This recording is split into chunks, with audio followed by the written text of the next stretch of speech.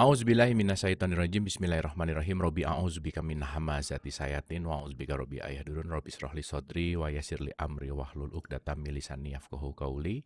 Assalamualaikum warahmatullahi wabarakatuh.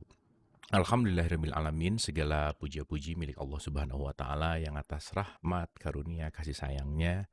Alhamdulillah, Ibu dan Bapak yang dirahmati oleh Allah, pada siang hari ini kita dipertemukan kembali atas kasih sayang Allah yang tidak henti-hentinya kita bersyukur untuk senantiasa bisa menikmati semua apa yang telah diberikan oleh Allah kepada kita. Salawat serta salam tidak juga kita lupakan, kita sampaikan kepada seluruh nabi dan rasul, wabil khusus baginda besar kita Rasulullah Muhammad Sallallahu Alaihi Wasallam, pada para sahabat-sahabatnya, tabiin, pemuka-pemuka agama, wali-wali Allah, pejuang-pejuang bangsa, dan mudah-mudahan sampai kepada kita sampai akhir zaman. Amin. Ibu dan Bapak sehat ya siang hari ini? Alhamdulillah. Kita meskipun tidak bertatap muka langsung, tetapi dengan teknologi sekarang kita bisa bertatap layar gitu ya. Jadi meskipun kita sama-sama melihat layar, tetapi yang penting hati kitanya selalu terkoneksi dan terhubung. Nah, itu yang inti dari silaturahim. So, siang hari ini kita akan belajar lagi sama Kang Iip, di mana siang hari ini kita akan berbicara tentang arah gitu ya. Jadi ada tujuan hidup dan mengarah kepada tujuan hidup. Dan kita akan banyak berdiskusi pada siang hari ini. So, Ibu dan Bapak jangan sungkan-sungkan. Jika ada pertanyaan, ada yang ingin didiskusikan, apapun siang hari ini kita akan kupas tuntas tentang apa yang perlu dipertanyakan. Oleh karena itu, tidak berpanjang lebar lagi. Mangga, Kang Iip, silahkan. Ya, di-unmute dulu Kang Iip, punten. Sip, silahkan Kang Iip. Auzubillahi minasyaitonirrajim. Bismillahirrahmanirrahim. Assalamualaikum warahmatullahi wabarakatuh. Waalaikumsalam warahmatullahi wabarakatuh. Selamat siang Bapak Ibu semuanya. Salam sejahtera buat kita semuanya. Semoga Allah Subhanahu wa taala, Tuhan yang Maha Esa, senantiasa menambahkan ilmunya, memberikan hikmah kepahaman kepada kita, dan tujuan hidup kita semakin terarah, semakin mengarah. Dan yang pasti semuanya kita akan kembali kepada Allah Subhanahu wa taala. Ya, sesuai dengan judul yang diminta, arah menuju tujuan hidup gitu ya. Kalau ada pertanyaan seperti ini, Kang. Yang penting masuk kuliah dulu, ambil jurusan apapun, baru tetapkan cita-cita, atau sebaliknya? Kalau saya sih tahu dulu arahnya mau kemana, terus belajarnya ke situ gitu. Idealnya. Jadi harus tahu tujuan dulu, baru belajarnya lewat situ gitu, arahnya jelas ya. Tapi waktu kuliah sih emang nggak nyambung, Kang. Kalau ngomongin kuliah mah ya. Ya kita bicaranya ideal.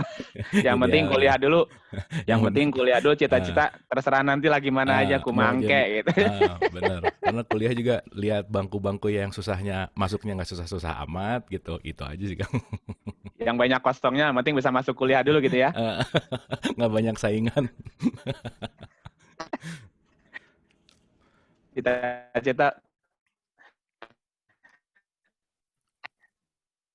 Ya, gimana Kang Iip? Cita-cita belakangan gitu ya. Cita-cita belakangan, benar. Kalau kita bicara ideal gimana? Kalau kita bicaranya kalau idealnya kan, benar begitu apa gimana? Yang ideal? Kalau ideal kan tahu dulu mau kemana, nah baru kita menyesuaikan. Menyesuaikan gitu ya. Betul. Iya, artinya gini, kalau judulnya adalah arah menuju tujuan hidup gitu. Ini arah dulu apa tujuan dulu yang ditetapkan nih? Tujuan dulu. Tujuan itu ditetapkan setelah kita tahu kan siapa kita gitu kan, siapa kita, apa bakat dan minat kita gitu bukan? Betul. Artinya kita tidak akan bisa menentukan arah kalau nggak ada tujuan. Dan ketika kita menentukan tujuan, ketika tidak sesuai dengan siapa kita gitu kan, apa bakat kita, minat kita, kira-kira nyambung nggak ya? Pasti susah nyambung sih, Kang. Nah, susah nyambung ya. Makanya atau gini, pertanyaan itu boleh kita jawab nanti belakangan. Oke.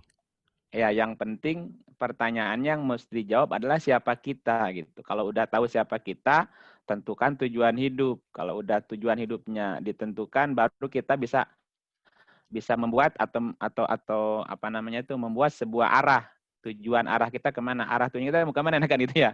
Benar. Kira-kira begitulah gambarannya. Nah, tapi Nah saya rasa sekarang yang yang datang ke pengajian ini juga yang penting ngaji dulu, arahnya mau kemana juga belakangan kayaknya, Kang. Yang penting ngaji dulu gitu. yang penting kumpul. arahnya kemana gimana nanti aja gitu ya. Yang penting ngaji dulu. Nggak apa namanya, belum tahu arahnya mau kemana, tujuannya apa nggak tahu. Benar, Kang. So Oke, nggak mungkin apa-apa. mungkin kita terlalu banyak bicara yang jauh, tapi kan sebetulnya kalau kita tarik kembali, Kang, apapun yang kita pelajari sekarang, bagaimana kita bisa menentukan arah gitu ya kira-kira. Jadi mungkin Iya. kita kembali ke basic, tapi basicnya kita masuk ke dalam hal yang super esensial gitulah kira-kira, Kang. Iya, ya mudah-mudahan selesai pertemuan ini kita bisa menentukan arah. Betul. Dan tujuan hidup kita tuh apa gitu ya. Nah, itu nanti dijawabnya belakangan. Ya, yang pertama ingin saya sampaikan bahwa Tuhan menciptakan manusia itu kan tiga unsur, 3 komponen lah. Iya. Unsur sama komponen apa bedanya ya? Unsur pertama adalah tubuh, atau kita menyebutnya badan ya, Iya. tubuh, kemudian ruh dan jiwa kan. Oke. Kalau kita bicara tubuh, mungkin kita lahir sesuai dengan tanggal lahir kita. Iya. Ya, tapi kalau kapan ruh itu dilahirkan, diciptakan, kita juga perlu panjang tuh ceritanya. Apalagi ketika kita bicara kapan jiwa itu diciptakan, kapan jiwa itu lahir gitu kan. Makanya ada istilah lahir biologis, lahir ideologis gitu kan. Betul. Kalau kita bicaranya tentang kita, kan di dalam diri kita ini ada kurung, ada kuring. Kurung itu kan jasadnya, kurung itu adalah tubuhnya atau badannya. Sedangkan kuring itu adalah isinya. Nah, kita itu harus makanya tahu. ngomongnya sim kuring, bener ya, bukan sim kurung ya? Bukan bener. Sim kurung. Benar, ya sim kuring itu sim kuring. Ya kuring itu yang di dalam. Kalau kurung kan yang di luarnya. Nah, sim kuring itu menunjukkan siapa saya yang sesungguhnya sebetulnya. Walaupun masih banyak juga orang yang belum kenal siapa kuring gitu. Yang dia tahu kurungnya aja gitu. Saya Iip lahir tahun sekian, orang tuanya sekian, itu kan kurungnya gitu. Nah, yang perlu kita bicarakan adalah siapa kuring gitu. Siapa diri kita yang di dalam gitu. Nah, itulah yang disebut sebagai nafas atau disebut sebagai jiwa. Dan penciptaan jiwa itu nggak ada yang tahu. Karena ia diciptakan bersamaan penciptaan langit bumi. Ya, nah, bisa kita lihat di surah 18 ayat 51. Surat 18 ayat 51, mau dibaca, oke. Oke, surat 18 ayat 51. A'udzubillahi minasyaitonirrajim, bismillahirrahmanirrahim. Aku tidak menghadirkan mereka, iblis dan anak cucunya dalam kurung, untuk menyaksikan penciptaan langit dan bumi dan tidak pula penciptaan diri mereka sendiri. Dan tidaklah aku mengambil orang-orang yang menyesatkan itu sebagai penolong. Ya, ada kata-kata wala kholqo anfusihim. Jadi ketika diciptakan, jadi ketika diciptakan anfus, itu nggak ada yang menyaksikan. Iblis sekalipun nggak tahu gitu ya. Artinya ini sebuah rahasia. Kalau dikatakan aku tidak menghadirkan mereka untuk menyaksikan penciptaan langit dan bumi dan tidak pula penciptaan nafas. Itu mengandung makna bahwa penciptaan anfus itu bersamaan penciptaan langit bumi. Sehingga iblis tidak ikut menyaksikan penciptaan anfus itu. Ya, penciptaan kuringnya iblis nggak tahu. Nah, dia tahu ketika penciptaan kurungnya. Kurungnya ya, benar. Kalau ketika penciptaan kurung dia menyaksikan dan dia ikut campur di dalamnya. Nah, ketika sang anfus atau sang jiwa itu adalah diciptakan, nah Tuhan sudah menetapkan beberapa hal. Jadi ketika anfus diciptakan, Tuhan sudah membuat ketetapan. Ya, kita lihat suratnya 32:13. 32:13. Jadi yang awal aku tidak menghadirkan. Jadi ini nggak ada yang tahu ya, perangkatnya Allah selain Allah itu sendiri nggak ada yang tahu anfus itu kapan ada gitu ya. Iya, kecuali dia yang tahu kapan anfus itu ada gitu. Oke, ini menarik nih. 32 berapa Kang? Sorry. Ayatnya 13. 13. Dan kalau kami menghendaki niscaya kami akan berikan kepada tiap-tiap jiwa petunjuk baginya. Akan tetapi telah ditetaplah perkataan ketetapan daripadaku, sesungguhnya akan aku penuhi neraka jahanam itu dengan jin dan manusia bersama-sama. Ada kata-kata nafsin. Walau syi'na la'ataina kulla nafsin. Nafsin ya. Ada nafas juga. Dan kalau Ah, kami menghendaki, niscaya kami akan berikan kepada tiap-tiap nafas, tiap jiwa petunjuk. hmm, Ya, akan tetapi tetaplah perkataan daripadaku. Sesungguhnya aku akan penuhi neraka jahanam itu dengan jin dan manusia. manusia. Artinya apa? Bahwa setiap jiwa akan pernah mengalami proses masuk neraka dulu. Hmm, Untuk apa dia harus masuk neraka? Untuk dimatangkan atau pematangan istilahnya itu. oke. Kalau umpamanya seseorang ingin jadi perwira, prajurit, maka ya Hmm, mesti digembleng. Nah, digembleng itu istilahnya masuk neraka. Digembleng itu apa namanya? Iya dimatangkan gitu. iya di mata. Nah, Berarti kan untuk kalau neraka itu adalah tempat pematangan, berarti neraka adalah simbol dari kasih sayang Tuhan sebenarnya ya Kang ya? pasti. Hmm, hmm, Gini, sekarang sesuatu menjadi berharga karena dia digembleng. oke. Ya mutiara, intan, diamond itu kan dia menjadi intan, mutiara, menjadi itu kan karena mengalami proses pemanasan, pemadatan, penggencetan, macam-macam. Baru dia jadi sesuatu yang berharga gitu.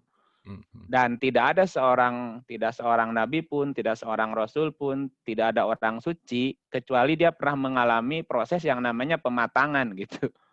oke. Dan pematangan itu bentuknya adalah ujian-ujian yang berat dalam hidup gitu. Oke. Nah, itu yang pertama, bahwa setiap jiwa pasti akan mengalami pematangan atau yang disebut sebagai masuk neraka gitu. Jadi masuk Oke. neraka jangan digambarkan sesuatu ini Tuhan mengazab murka, bukan. Tuhan mau menjadikan kita sesuatu yang matang gitu. Matang, berharga, kuat gitu, tahan banting dan seterusnya. Hmm, hmm. Nah, yang kedua, bahwa setiap jiwa itu minimal mengalami tiga proses atau 3 periode kehidupan minimal. Maksimalnya Oke. kita nggak pernah tahu. Oke. Ya, kita lihat dulu surah 40 ayat 11. 40 ayat 11. Oke. Oh iya, iya benar. Mm-mm. Mereka menjawab, ya Tuhan kami, Engkau telah mematikan kami 2 kali dan telah menghidupkan kami 2 kali pula. Lalu kami mengakui dosa-dosa kami. Maka adakah sesuatu jalan bagi kami untuk keluar dari neraka? Jadi proses satu masih dimatengkan di neraka. Hmm. Proses kedua dia masih masuk neraka. Hmm. Baru proses ketiga dia akan bisa masuk surga. Oke. Ya, jadi ketika jiwa manusia itu amarah, Hmm. maka dia pasti akan dimatengin lagi di neraka Oke. atau mengalami pematangan lagi.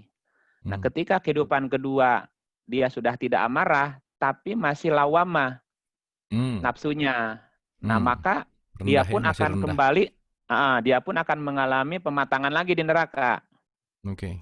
Nah, ketika amarahnya sudah lewat, lawamahnya sudah lewat, dan dia masuk ke jiwanya mutmainah, baru dia bisa keluar dari neraka dan dia bisa masuk surga. Hmm. Nah, gitu. Nah, contohnya ketika manusia itu masih amarah, maka dia pasti masuk neraka dulu. Suratnya Oke. 12:53. Oke. Yes, yes, yes. Dan aku tidak membebaskan diriku dari kesalahan, karena sesungguhnya nafsu itu selalu menyuruh kepada kejahatan, kecuali nafsu yang diberi rahmat oleh Tuhanku. Sesungguhnya Tuhanku maha pengampun lagi maha penyayang. Ada namanya la ammaroh. Jadi selama jiwa itu ammaroh, wama ubari'u nafsi. Ada kata nafsi di situ. Hmm, Nah, selama nafsi itu masih amarah, maka dia pasti akan mengalami pematangan dulu di neraka. Nah, oke. ketika amarahnya udah redam, maka dia naik menjadi lawamah, amarahnya, nafsunya. Nafsu Hmm, lawamah. Lawamah itu nafsu yang menyesal, putus asa, nggak ada gairah. Kalau amarah kan menggebu-gebu tapi masih jahat gitu. hmm, Nah, minimal dari amarah naik ke lawamah lah. Nah, tapi ketika lawamah pun dia akan mengalami pematangan lagi hmm, ya di neraka. Ya, itu kehidupan kedua. Suratnya 75 ayat 2. oke. Dan aku bersumpah dengan jiwa yang amat menyesali. nafsil lawamah. Nafsil lawamah, ya. Nah, jadi ketika nafas itu masih lawamah, maka dia pun akan mengalami pematangan ulang. Ya, nah baru setelah lawamahnya lewat, masuk ke mutmainnah, baru dia akan bisa keluar dari neraka dan masuk surga gitu. Suratnya 89. Oke, Ayat berarti 27. zona neraka tuh amarah lawamah ya Kang ya? Iya, itu lawamah, amarah itu zona neraka di situ. Jadi ketika Oke. jiwa kita masih lawamah, masih amarah, maka dipastikan dia akan dimatengin lagi.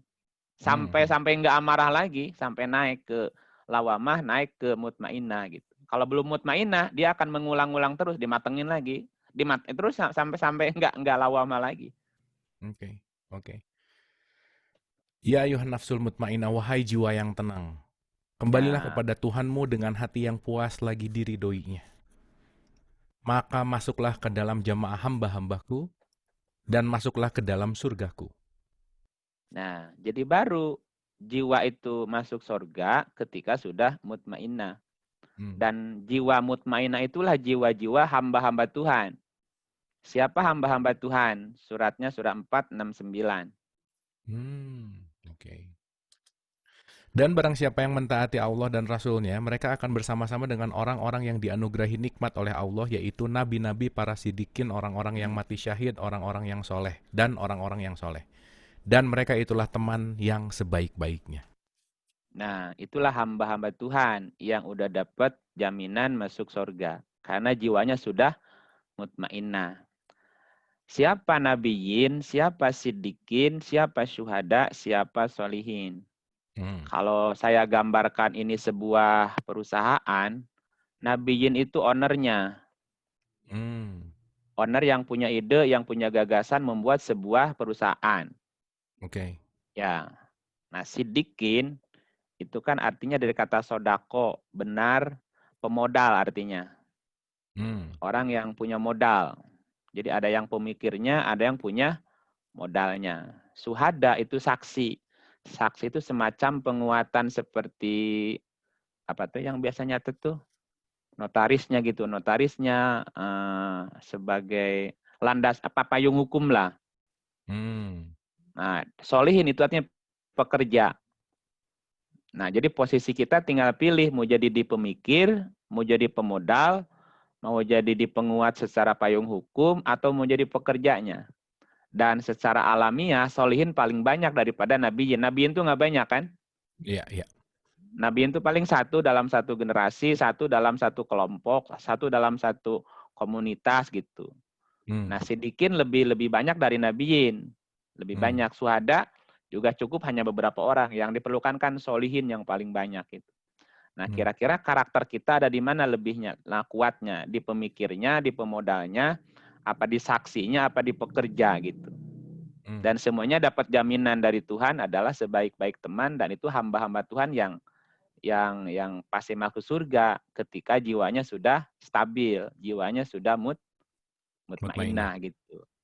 Gitu. Jadi nggak masalah mau jadi pemikir, menjadi pemodal, mau jadi saksi, mau jadi pekerja, nggak ada masalah. Jadi antara owner dengan OB nggak ada bedanya di mata Tuhan. OB yang mutmainnah pasti akan menikmati pekerjaannya dan dia akan bahagia dengan hidupnya gitu. Owner yang banyak duitnya, yang berlimpah uangnya, kalau tidak mutmainnah, gelisah terus, ya tidak akan dapat kebahagiaan juga hidupnya gitu. Nah, kira-kira begitu. Jadi kebahagiaan milik semua. Semua orang yang jiwanya sudah mutmainnah gitu. Tanpa terkecuali gitu. Bukan lagi kurungnya yang dilihat gitu, tapi kuringnya.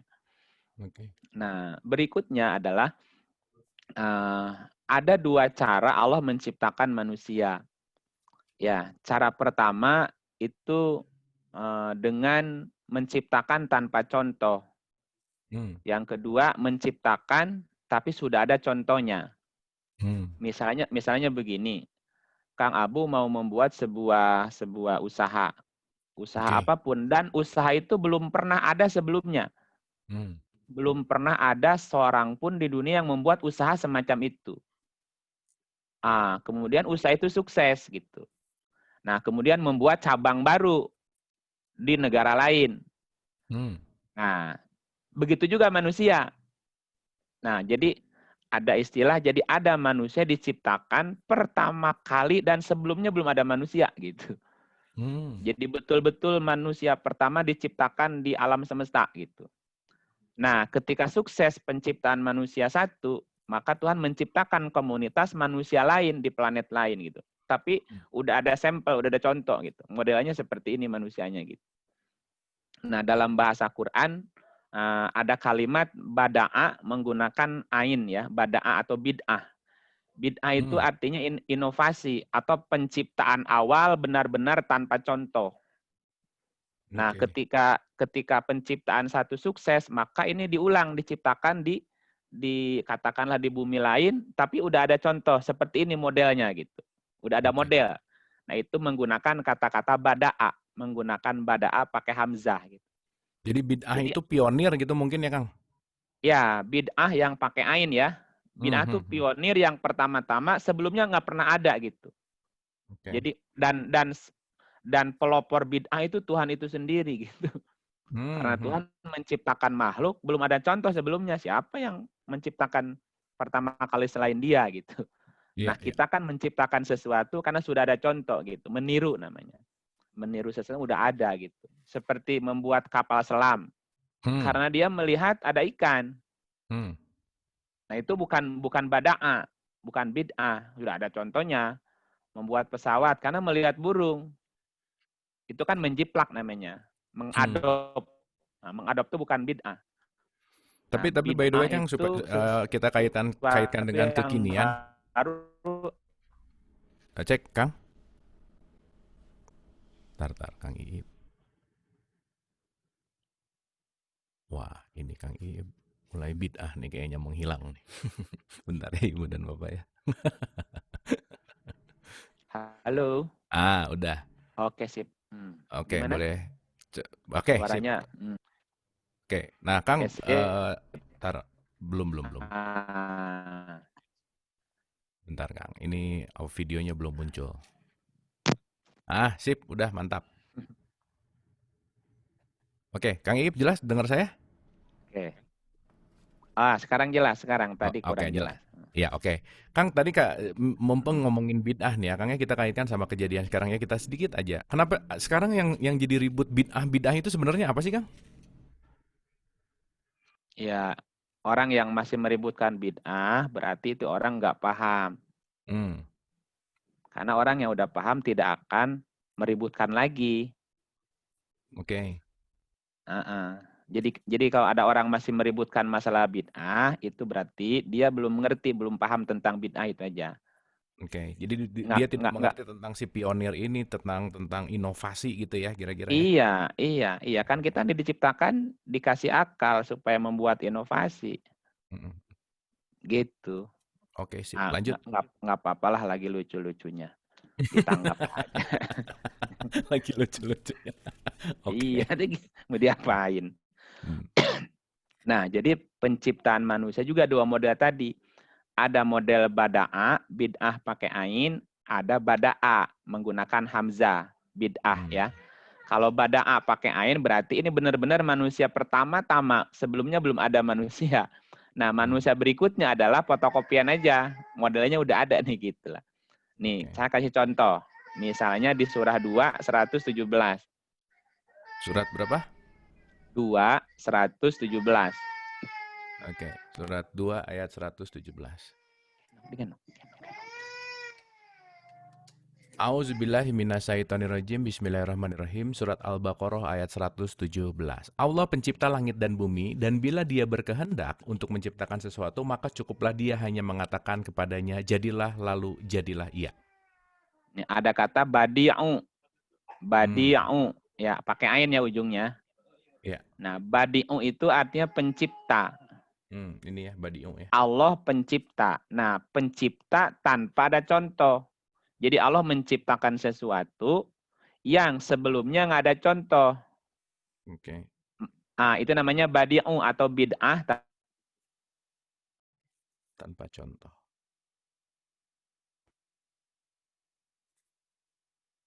Oke, sebentar ya. Ini tampaknya jaringannya lagi padat.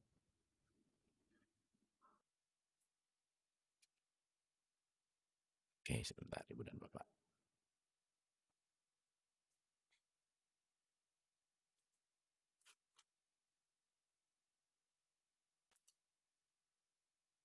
Cik, Kang Ip.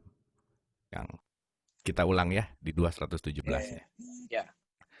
Allah pencipta langit dan bumi, dan bila dia berkehendak untuk menciptakan sesuatu, maka cukuplah dia hanya mengatakan kepadanya, jadilah, lalu jadilah ia. Ya, itu badi'u ya. Jadi Mm-mm. badi'u itu menciptakan sesuatu tanpa adanya contoh sebelumnya. Jadi benar-benar awal gitu.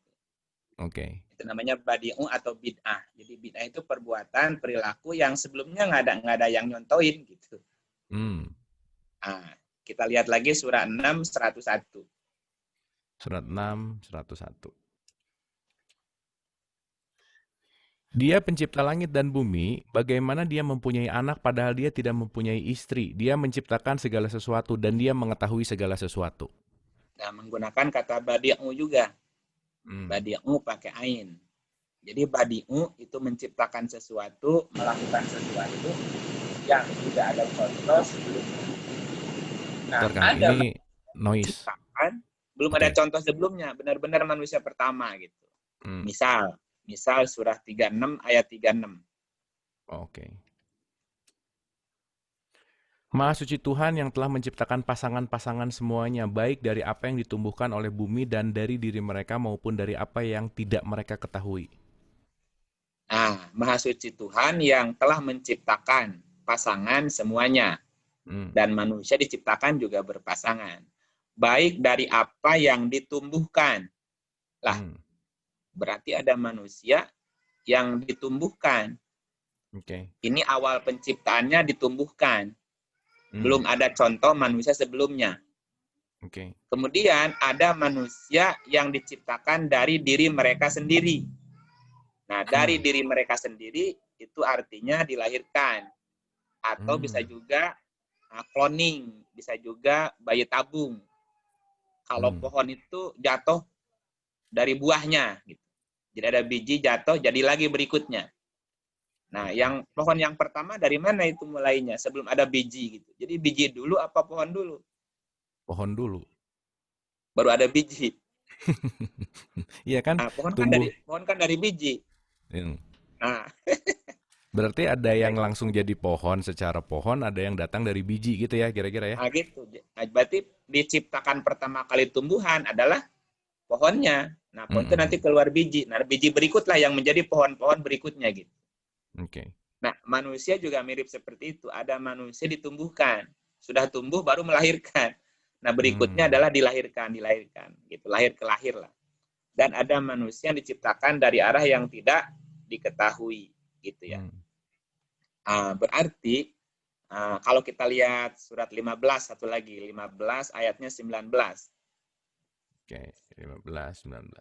Dan kami telah menghamparkan bumi dan menjadikan padanya gunung-gunung dan kami tumbuhkan padanya segala sesuatu menurut ukuran. Nah, kami tumbuhkan padanya di bumi segala sesuatu. Segala sesuatu termasuk manusia berarti. Berarti ada manusia yang ditumbuhkan dari bumi. Itulah manusia pertama kali dicipta gitu. Nah, setelah ada wujud manusia, baru pengulangan, namanya fotokopiannya lah. Manusia dilahirkan gitu. Nah, berikutnya baru diciptakan tapi sudah ada contoh, namanya bada'a. Bada'a. Nah, kita lihat ayatnya 10:3-4.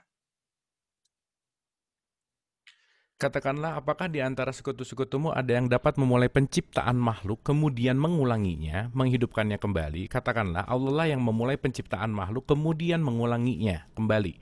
Maka bagaimanakah kamu dipalingkan kepada menyembah yang selain Allah? Nah, itu menggunakan kata yabda'u. Kul hal min syurakaikum man yabda'u. U-nya pakai hamzah bukan pakai ain. Yabda'ul khalqa, di situ dikatakan memulai penciptaan. Tetapi penciptaan yang ini sudah ada contoh makhluk sebelumnya. Makanya ada istilah kami mengulanginya lagi. Kalau ginilah, kalau misalnya Kang Abu mau membuat sebuah produk apapun gitu, dan produk itu belum ada contoh sebelumnya. Kira-kira langsung jadi apa mengalami banyak error? Banyak error, research, Error kan, prototype gagal dulu lagi, gitu, beta gitu. 1, beta 2 gitu ya kira-kira ya. Nah iya, nah setelah jadi, nah ini pas nih. Nah yang pas pertama kali itu adalah bada'a. Setelah jadi, udah pas, nah baru di copy itu. Itu namanya bada'a. Jadi proses penciptaan manusia juga mengalami apa namanya itu, error dulu, trial and error lah istilahnya gitu. Gagal, bukan begini, belum sempurna terus sampai sempurna. Nah, ketika manusia sudah sempurna, nah baru berikutnya manusia diciptakan pengulangan namanya. Makanya ayatnya kemudian mengulanginya. Mengulangi itu berarti mengulangi dari penciptaan yang udah sempurna tadi. Jadi ada manusia yang benar-benar diciptakan pertama kali, belum ada contoh. Ada manusia diciptakan pengulangan gitu. Nah, kita ini kan diciptakan pengulangan sebetulnya. Nah, udah ada contoh-contoh postur sebelumnya yang ideal gitu. Ya, kecuali kalau mau balik lagi ke masa Meganthropus nggak apa-apa. Bodinya jadi gitu lagi. Tapi berarti penciptaan awal mah sekali gitu. Nggak akan, apakah nextnya juga akan ada si bada'a yang pakai ain tadi gitu? Apakah ada begitu lagi? Akan ada ketika manusia yang sempurna udah binasa. Karena nanti kan penciptaan itu akan mengulang. Jadi akan terjadi penciptaan ulangan gitu. Jadi dari nol lagi nanti. Jadi bada'a lagi baru bada'a gitu. Nah, cuman kita nggak pernah tahu kapan itu terjadi. Nah, karena menurut perkiraan ini usia alam semesta masih panjang gitu. Masih lama gitu. Nah, kita lanjut. Nah, selanjutnya pertanyaannya, terus apa tujuan manusia diciptakan? Nah, kita belum bicara tujuan manusia, karena itu kan kita yang menentukan gitu. Tetapi apa tujuan manusia diciptakan? Yang bisa kita lihat atau kita baca di Quran, misalnya surah 76 ayat 2, kita lihat. Surah 76 ayat 2. 76 ayat 2. Sesungguhnya kami telah menciptakan manusia dari setetes mani yang bercampur, yang kami hendak mengujinya dengan perintah dan larangan. Karena itu kami jadikan dia mendengar dan melihat. Kalau lihat ayat ini, manusia dicipta untuk diuji. Untuk diuji ya. Biar lebih kuat ditambah surah 67 ayat 2. Tadi 76, sekarang 6. Cek Kang Iip. Oke. 67 ayat 2. Yang menjadikan mati dan hidup supaya dia menguji kamu siapa di antara kamu yang lebih baik amalnya, dan dia maha perkasa lagi maha pengampun. Jawabannya apa kalau lihat ayat ini? Diuji. Tujuan diciptakan manusia apa? Ada pengujian. Nah, untuk diuji kan? Untuk diuji siapa yang paling unggul, siapa yang paling tangguh, siapa yang terbaik. Makanya supaya dia menjadi yang paling unggul, yang terbaik, maka dia harus mengalami proses pematangan yang cukup matang gitu. Makanya ketika dia belum matang, ya dimatangin lagi aja gitu. Dan perlu diketahui, sudah sama-sama tahu bahwa itu kan sperma yang lolos sehingga itu menjadi kita, itu kan mengalahkan banyak saingan gitu. Betul. Ya hampir berapa? 350 juta apa berapa itu saingannya dulu tuh. Lebih kan? Lebih. Dan yang menang kan kita nih, lolos gitu. Betul. Berarti yang nggak lulus banyak ya gitu ya? Oh, lebih banyak yang nggak lulusnya. Nah, tetapi ketika kita sudah lolos dari sekian ratus juta itu dan hidup kita belum menjadi unggul, hidup kita belum menjadi lebih baik, ya berarti ya dia bisa mengulanginya lagi tuh dari awal tadi, dimatengin lagi namanya. Bahasanya masuk neraka lagi. Dan masuk neraka bukan sehari 2 hari, lama banget. Lama banget. Ya, kita lihat lagi biar lebih mantap. Surat 11 ayat 7. Dan dialah yang menciptakan langit dan bumi dalam 6 masa, dan adalah arsinya di atas air, agar dia menguji siapakah di antara kamu yang lebih baik amalnya. Dan jika kamu berkata kepada penduduk Mekah, sesungguhnya kamu akan dibangkitkan sesudah mati, niscaya orang-orang yang kafir itu akan berkata, ini tidak lain hanyalah sihir yang nyata. Ada kata yang sama nggak tujuan diciptakannya? Yang sama adalah dia menciptakan ini ya, yang lebih baik amalnya nih, menguji Nah, siapakah lihat ada. liyabluwakum, untuk Iya, iya. mengujimu siapa yang terbaik. Hmm. Jadi diciptakan manusia untuk diuji siapa yang paling tangguh, siapa yang paling unggul, siapa yang paling baik karyanya. Pertanyaannya, terus kalau Tuhan menciptakan manusia untuk menguji siapa yang paling tangguh, yang paling unggul, yang paling baik, ada maksud tertentu nggak kira-kira? Itu satu. Yang kedua, terus kenapa Tuhan harus nguji? Emang Tuhan nggak tahu gitu siapa yang teruji atau enggak gitu ya kira-kira? Nah itu, berarti ada sistem yang harus berjalan. Ya, kalau udah ada manusia yang unggul, terus mau diapain? Pasti ada misi Tuhan nggak di situ? Pasti, pasti. Nah, itulah nanti yang makanya baru kita tahu arah tujuan hidup ya kalau sudah ngerti ini. Jadi kalau kita hidup tidak berkarya apapun, ya berarti kita nanti maaf nggak dipakai lagi sama Tuhan gitu bahasanya. Oke, oke. Karena alam semesta masih panjang nih. Siapa yang mau dan ingin tetap eksis. Eksis ada di bumi ini selama alam ini ada gitu. Oke. Makanya perlu diuji gitu. Atau kita hanya sekali manggung habis itu udah lenyap aja. Tidak lagi manggung lagi. Ya nggak apa-apa. Jadi figuran aja. Tapi gitu. pilihan manggung dan nggak manggung juga pilihan Tuhan kan? Iya. Gini, cuman resikonya gini, ketika kita tidak manggung jadi apa kita? Oke. Kan jadi wujud lain. Ya. Jadi apa namanya itu? Jadi Ya nggak jadi penderita. peran utama lah ya. Iya, jadi penderita aja gitu, tapi nggak kelihatan, nggak apa-apa. Mau jadi batu boleh, jadi pohon boleh juga nggak apa-apa. Ada opsi yang agak menarik jadi Kan ada kaktus. opsi, ya ada opsi nggak apa-apa silakan. Opsinya banyak ya. Banyak opsi gitu. Oke. Nah, adilnya Tuhan ketika manusia diuji, Tuhan kasih apa namanya? Kasih kisi-kisi gitu. Kasih kisi-kisi, kasih petunjuk, kasih penjelasan supaya manusia bisa jawab gitu, bisa melalui ujiannya gitu, gitu. Dan penjelasannya cukup sempurna gitu, 14:52. Oh, oke. Jadi poin pertama adalah pengujian intinya ya. Pengujian. Nah, gitu. Oke. Pengujian yang lebih luas nih, kita memahami ujian seru nih hari ini. Al-Quran ini adalah penjelasan. Haza ya Al-Quran dalam kurung lah. Ini adalah penjelasan yang sempurna bagi manusia. Dan supaya mereka diberi peringatan dengannya, dan supaya mereka mengetahui bahwasannya dia adalah Tuhan yang Maha Esa, dan agar orang-orang yang berakal mengambil pelajaran.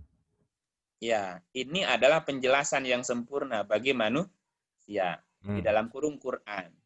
Apakah itu bisa diterima dalam kurung Quran sebagai penjelasan? Nah, kita lihat surat 29:51. Oke, 14:52. 29:51.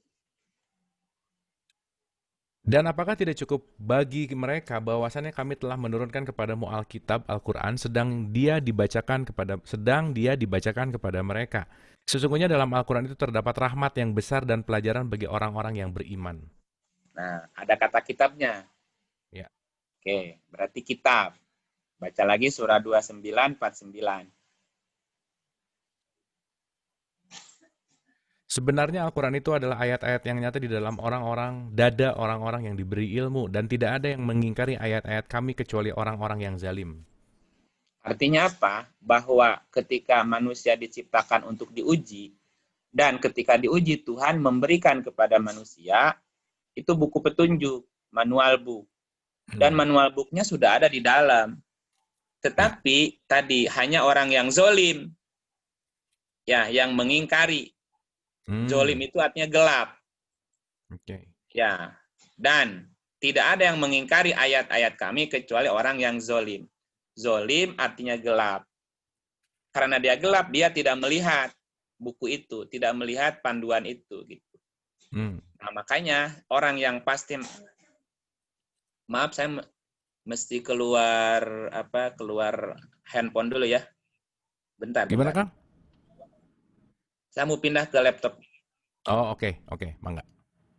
Ya, sebentar. Silakan. Bentar ya, saya pause. Oke, silakan, Kang. Tadi tujuan diciptakan untuk diuji siapa yang paling tangguh, siapa yang paling unggul, siapa paling baik karyanya kan itu ya. Nah, ketika diuji, Tuhan memberikan bekal kepada manusia berupa kitab, berupa Quran, berupa petunjuk yang ada di dalam dada. Tinggal kita mengakses, tinggal kita mengaktifasi aja sebetulnya. Tetapi tadi hanya orang yang zolim yang mengingkari. Zolim itu artinya gelap. Artinya untuk bisa mengakses, membuka buku itu, ya jiwanya, hatinya mesti terang, gitu, jangan zolim. Nah, itu yang kedua. Yang ketiga dari mana ya? Tujuan diciptakan ya. Jadi pertama untuk diuji, ketika diuji dikasih petunjuk kan. Nah, kita sekarang bicara hasil. Nah, nanti akan ada hasil setelah diuji. Oke. Nah, hasil dari pengujiannya ada 4 kategori. Hasil pengujian manusia selama di bumi itu ada 4 kategori. Kategori 1 itu lolos atau lulus cum laude. Oke. Lulus cum laude gitu ya. Nah, orang-orang yang lulus cum laude maka mereka akan akan masuk, akan pindah ke bumi akhirat, atau dalam istilahnya akan masuk surga dengan cara bebas memilih. Oke. Jadi gini bahasanya. Maksudnya ini si jiwanya keluar dari tubuhnya dan jiwanya boleh milih di mana dia mau stay gitu maksudnya? Iya. Okay. Ketika dia lolos, tingkatnya udah lolosnya cum laude, maka si jiwa ini diberikan pilihan. Ya, kamu mau stay di mana? Di surga mana yang kamu mau gitu bahasanya. Oke. Dikasihkan pilihan. Nah, coba kita lihat ayatnya. Surat yang yang lolos cum laude. Ya, surat 8. Surat 8 1 sampai 4. 8 1 sampai 4. Bentar, kan.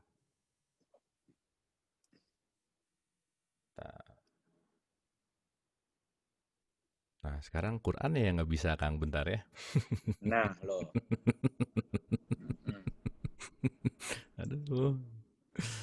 Ada yang hafiz Quran di sini, ada hafiz. Oke. Auzubillahi minasyaitonirrajim. Bismillahirrahmanirrahim. Surat 8 ayat 1 sampai 4. Mereka menanyakan kepadamu tentang pembagian harta rampasan perang. Katakanlah, harta rampasan perang itu kepunyaan Allah dan Rasul. Sebab itu bertakwalah kepada Allah dan perbaikilah perhubungan antara sesamamu dan taatlah kepada Allah dan Rasul-Nya jika kamu adalah orang-orang yang beriman. Sesungguhnya orang yang beriman adalah mereka yang bila disebut nama Allah gemetarlah hati mereka, dan apabila dibacakan ayat-ayatnya bertambahlah iman mereka, dan hanya kepada Tuhanlah mereka bertawakal, yaitu orang-orang yang mendirikan sholat dan yang menafkahkan sebagian dari rejeki yang kami berikan kepada mereka. Itulah orang-orang yang beriman dengan sebenar-benarnya. Mereka memperoleh beberapa derajat ketinggian di sisi Tuhannya dan ampunan serta rezeki nikmat yang mulia. Oke.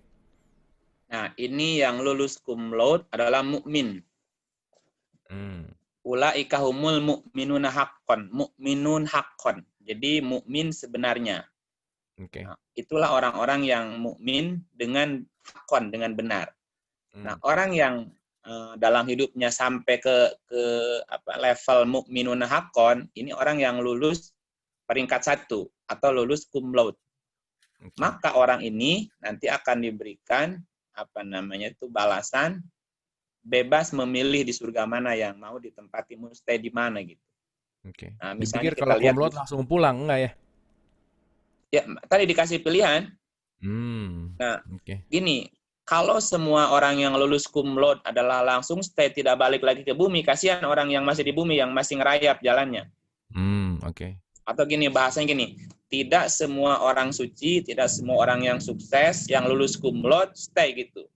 Nah, jadi ada beberapa, atau mungkin banyak ya, di antara mereka yang turun lagi ke bumi. Itu namanya tempat yang beda gitu ya. Lagi. Ya, itu namanya laminal mursalin, orang-orang yang diutus kembali ke bumi untuk mengangkat harkat derajat manusia gitu. Dan orang ini sudah di level tertinggi, dia sudah nggak ada keperluan, kepentingan lagi dengan duniawi sebetulnya. Bagi mereka dihina, dicaci, dimaki, dipuji sama aja. Kaya, miskin nggak, bagi dia nggak masalah. Karena misi dia bukan itu.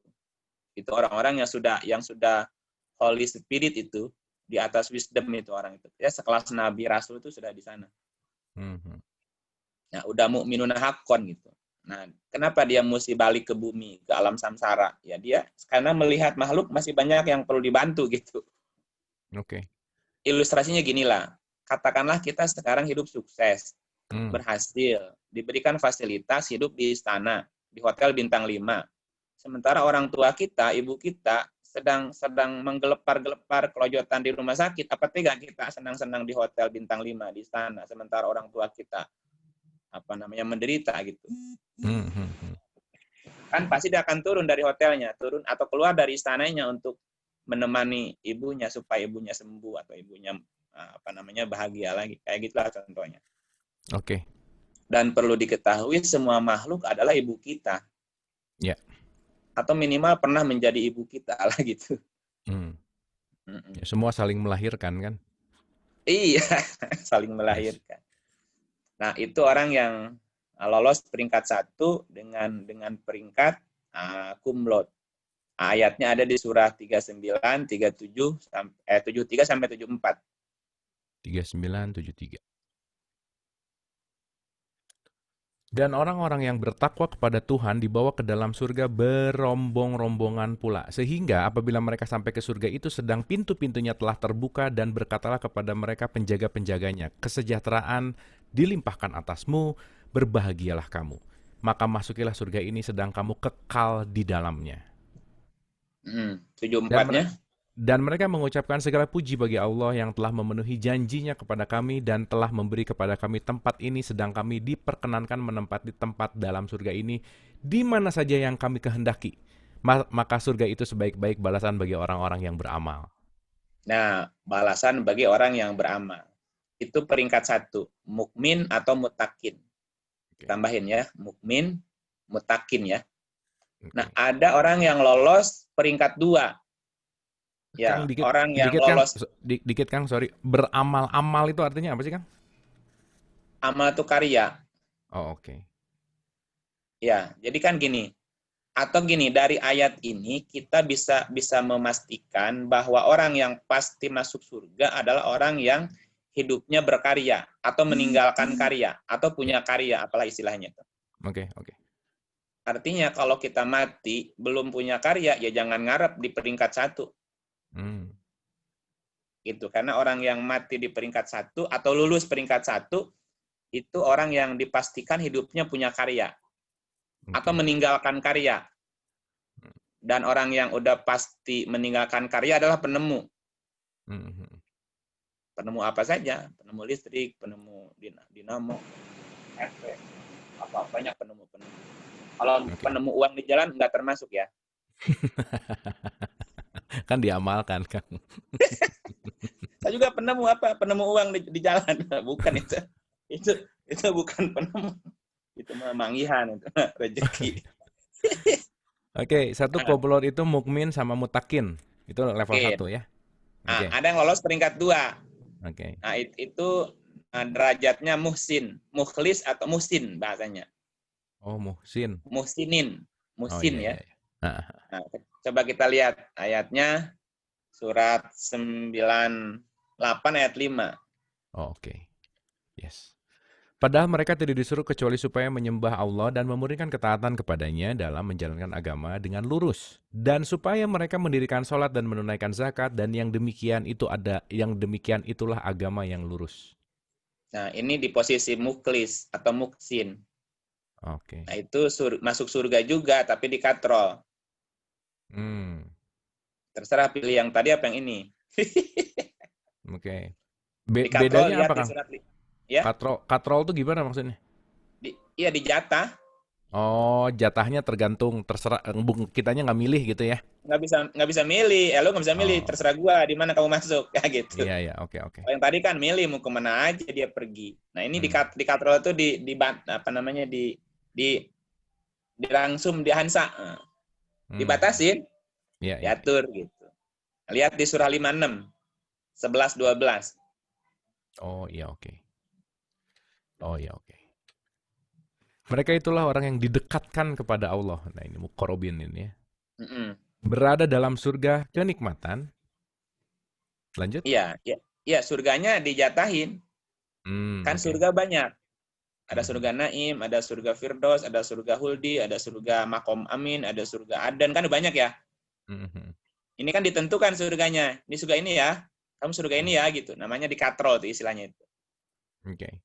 Ini yang lolos peringkat 2, yang muksin. Ya, ada lolos peringkat 3. Lolos peringkat 3 itu dia masuk surga, tapi mesti di-hair dulu. Ya, nah itu gelarnya baru muslim. Oh, muslim tuh di sini ya? Iya, muslim tuh masuk surga, cuman dengan syarat, dengan catatan dia mesti ngikut hair dulu. Oke.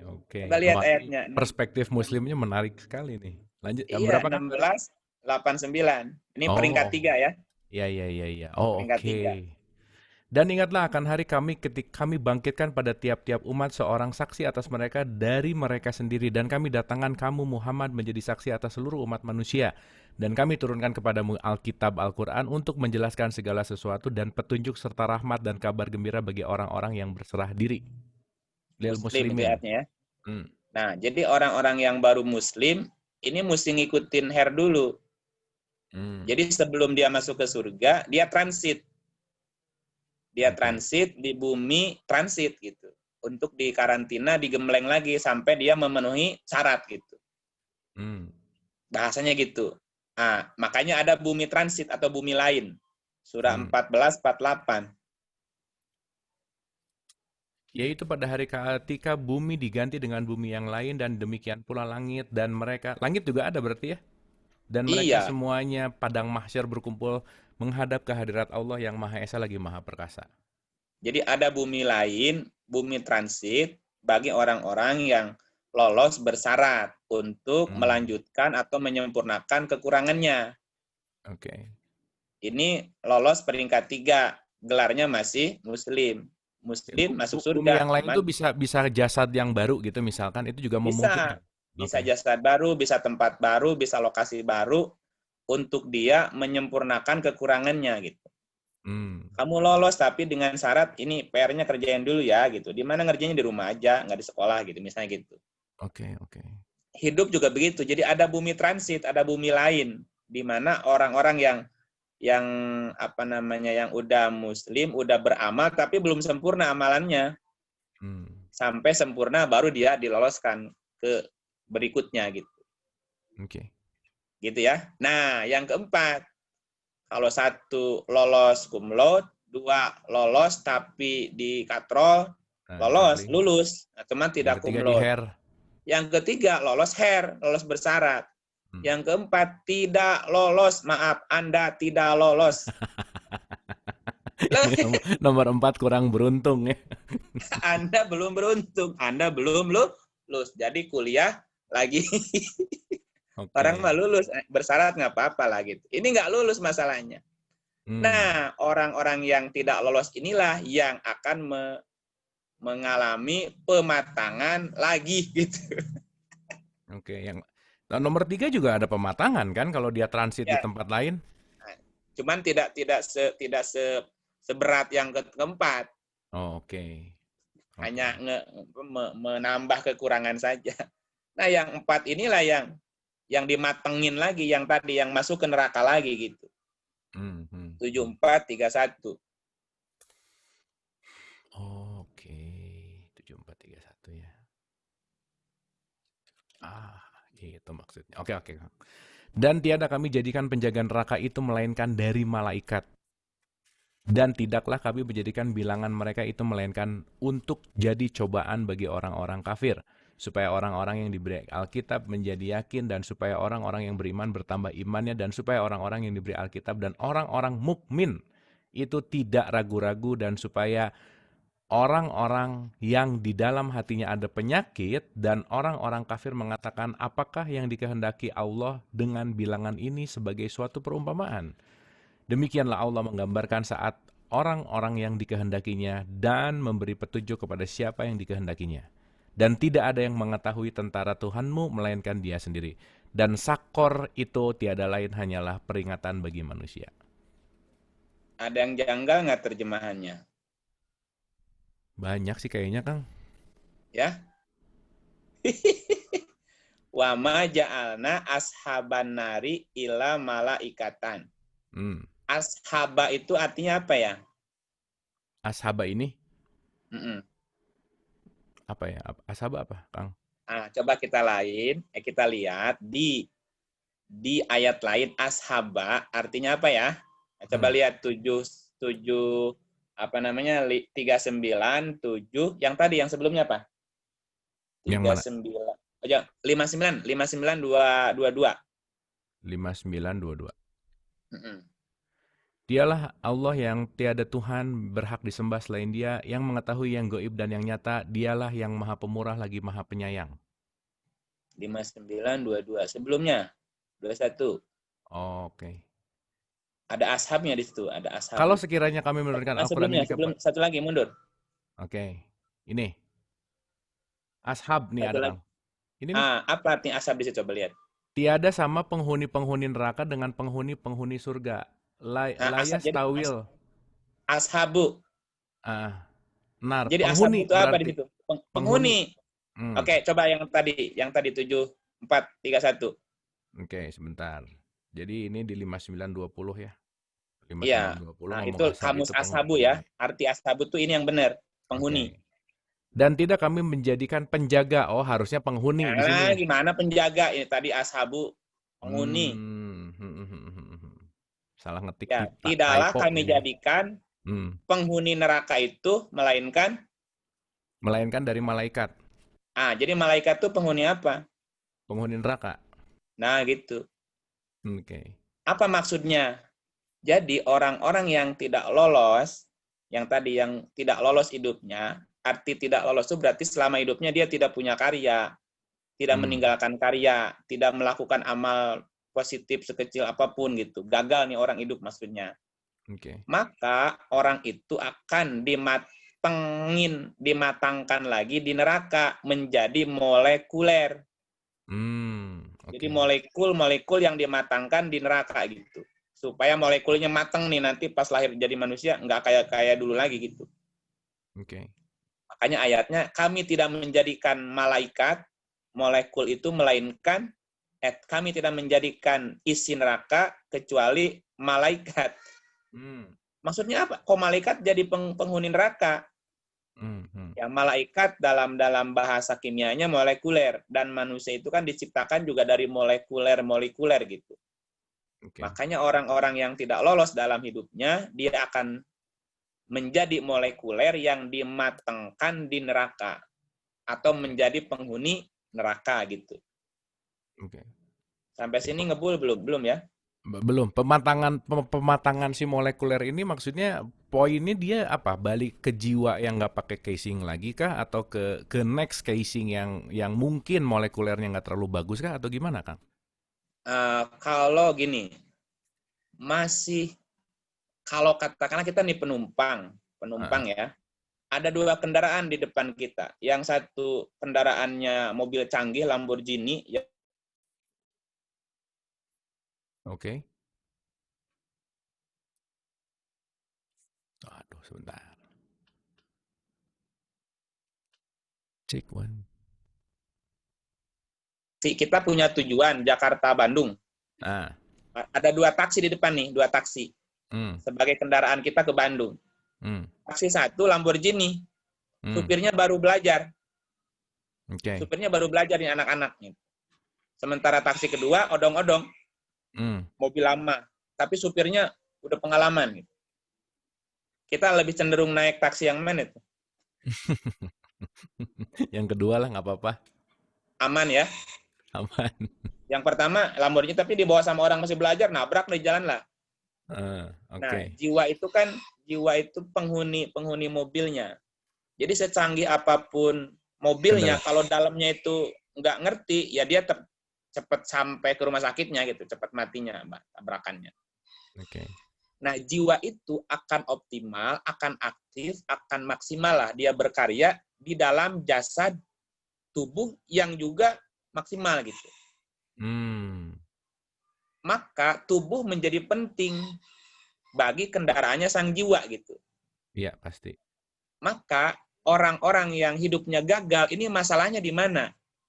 Di jiwanya yang belum dewasa, atau fisiknya yang tidak sempurna. Oke. Ini nanti dilihat lemahnya di mana. Kalau lemahnya di fisik, fisiknya dimatengin. Secara molekul-molekul pembentuk fisiknya akan dimatengin lagi. Sehingga dia berkendaraan atau kendaraannya yang super canggih gitu. Otaknya di atas 1.300 sampai 1.600 otaknya misalnya. Atau kalau perlu seluruh tubuhnya otak. Kayak Habibie misalnya. Ya, fisiknya kuat misalnya gitu kan. Okay. Itu kan juga menentukan dia ini akan hidup efektif, aktif, dan berkarya ya kalau tubuhnya sehat gitu. Oke. Artinya antara kurung dan kuring ini saling mendukung. Nah, kalau ada orang yang sampai di level 4 atau dikatakan hidupnya nggak lolos, ini apa di mana lemahnya gitu. Nah, itulah yang dimatenginnya gitu. Kalau di lemahnya di jiwa, jiwanya dimatengin. Oke. Digodok gitu. Atau kalau lemahnya di fisik, fisiknya itu molekul-molekul penyusun fisiknya akan dimatengin lagi gitu. Didaur ulang lah gitu. Oke. Nah, berarti kalau mau mudah, sekarang siapapun yang ada di ruangan ini, yang di Zoom meeting ini, alumni 1-4 gitu ya kira-kira ya? Yang mana gitu kan intinya? Okay. Iya. Mau pilih yang mana? Atau alumni?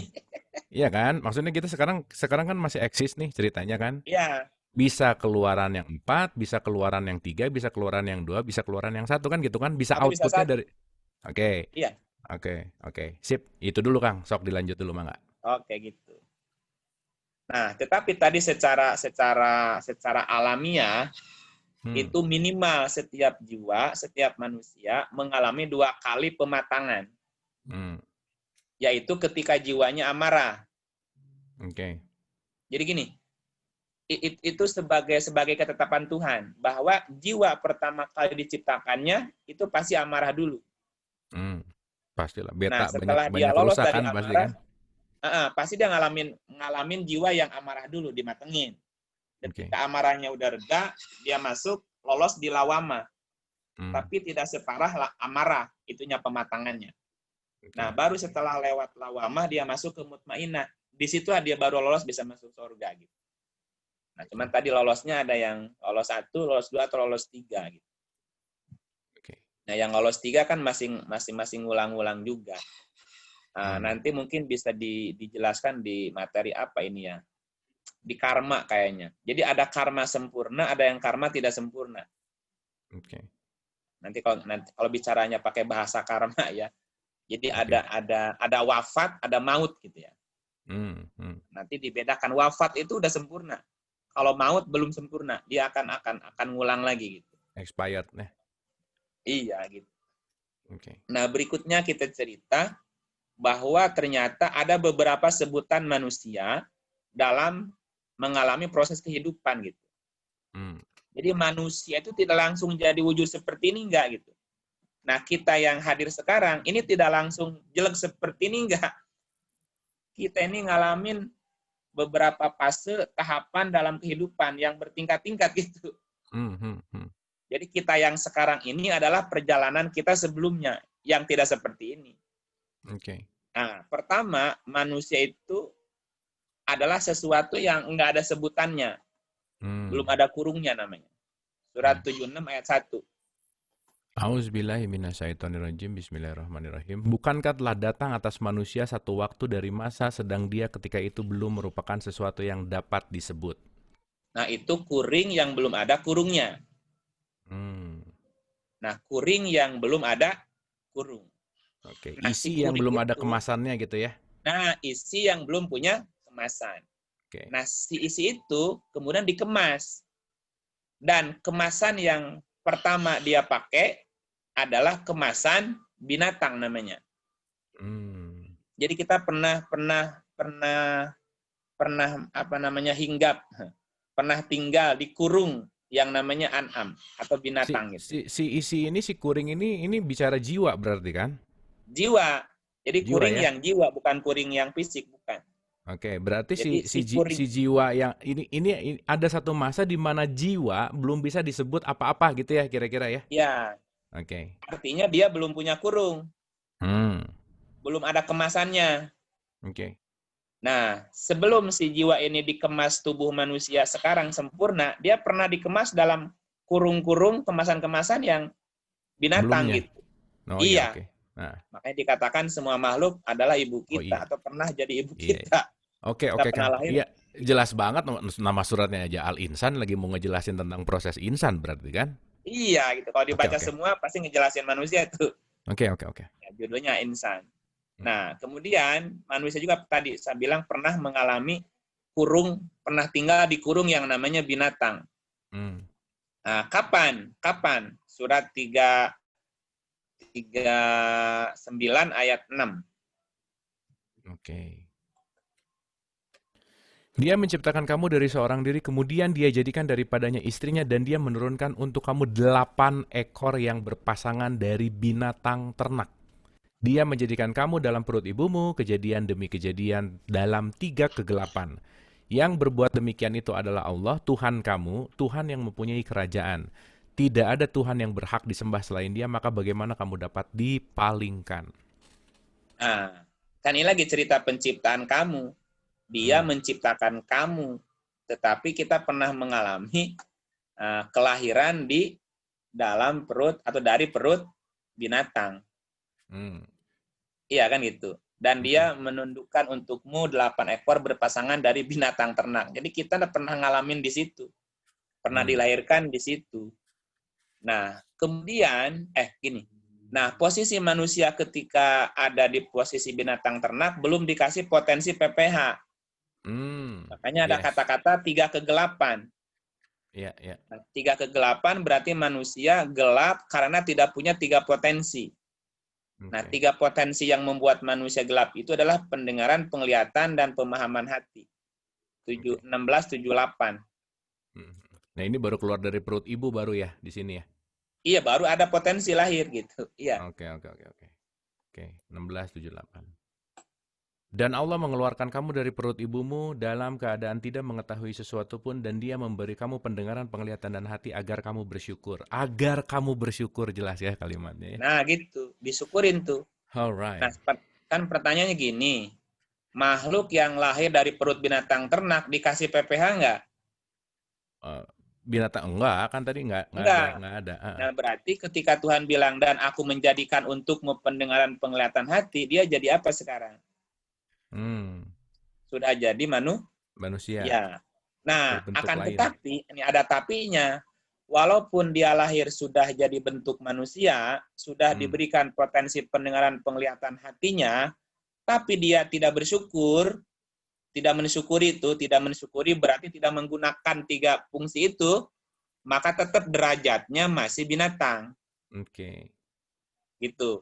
7179. Oke, mungkin ini upgrade hardware, tapi softwarenya nggak naik gitu kali ya? Iya, betul. Nggak di-upgrade, tidak apa namanya. Oke, dan sesungguhnya kami jadikan untuk isi neraka jahanam kebanyakan dari jin dan manusia. Mereka mempunyai hati tetapi tidak dipergunakannya untuk memahami. Mereka mempunyai mata tetapi tidak dipergunakannya untuk melihat. Dan mereka mempunyai telinga tetapi tidak dipergunakannya untuk mendengar. Mereka itu seperti binatang ternak, bahkan mereka lebih sesat lagi. Mereka itu adalah orang-orang yang lalai. Ya, nah walaupun secara fisik sudah manusia, sudah diberi pendengaran, penglihatan hati, tapi nggak dipakai. Sebutannya masih apa itu? Binatang. Masih binatang ternak juga. Itu namanya ternak berdasi namanya. Ya, bisa pakai kopiah juga, ya tapi dalamnya ternak. Dan kita bisa ngerti hakikat atau makna atau karakter binatang ternak seperti apa. Rakus, egois kan itu. Ya, kalau masih banyak kita lihat orang kayak gitu, oh ini kurungnya manusia tapi isinya bukan orang gitu, bukan manusia. Jiwanya masih jiwa binatang namanya. Jiwa kebinatangan. Berarti minimal dia dikasih kesempatan dulu untuk nyoba casing baru gitulah kira-kira ya. Iya, casing baru tapi lupa dia casingnya udah baru, udah manusia. Wah itu keren Kang. Ada orang yang lupa sama casingnya kalau dia udah jadi casing manusia gitu ya. Perilakunya belum berubah-ubah. Perilakunya nggak berubah.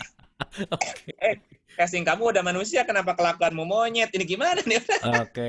Oke, Kang. Nempel di karakter monyet, lupa dia. Nah, gitu. Oke, lanjut. Jadi pernah manusia nggak disebut karena belum ada guru.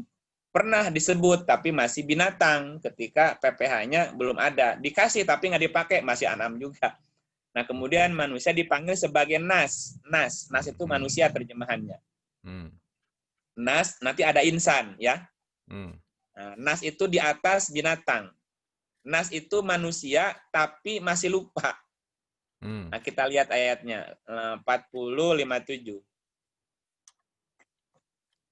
Sesungguhnya penciptaan langit dan bumi lebih besar daripada penciptaan manusia, akan tetapi kebanyakan manusia tidak mengetahui. Nah, maksudnya gimana, Kang? Nas, aksaron nas. Sesungguhnya penciptaan langit dan bumi lebih besar daripada penciptaan manusia, karena dia lebih lama diciptakannya. Tetapi kebanyakan nas, walakin aksaron nas, layak lamun. Jadi manusia disebut sebagai nas ketika dia tidak tahu, ketika dia lupa gitu. Lupa atau nggak tahu. Lupa kalau dia pernah berkendaraan semua nama.